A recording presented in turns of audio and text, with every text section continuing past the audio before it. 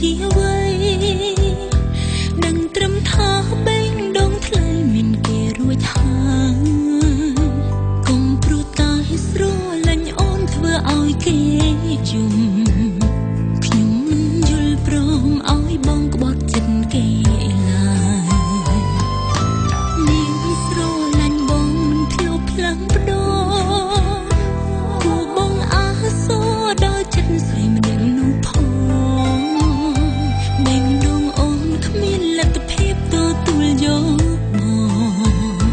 សង្ឃឹមថាបងយល់ពីហេតុផលមួយនេះក្រោយពេលដែលអូនដឹងថាបងមានសង្សារអារម្មណ៍ស្នេហាក៏ប្រែក្លាយទៅជាមិត្តអូនមិនដែលគិតឲ្យនាងណាខកចិត្ត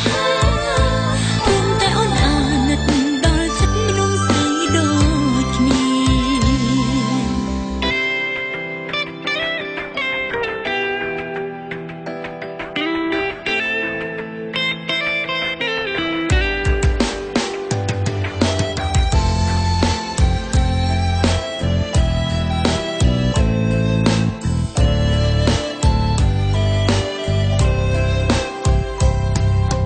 នាងស្រលាញ់បងមិនភ្លាវផ្លាំងបដគួរបងអាសូរដល់ចិត្តស្រីម្នាក់នោះផង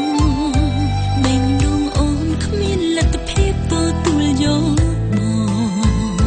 សង្ឃឹមថាបងយល់ពីហេតុផលមួយនេះក្រោយពេលដែលអូនដឹងថាបងមានសង្សារ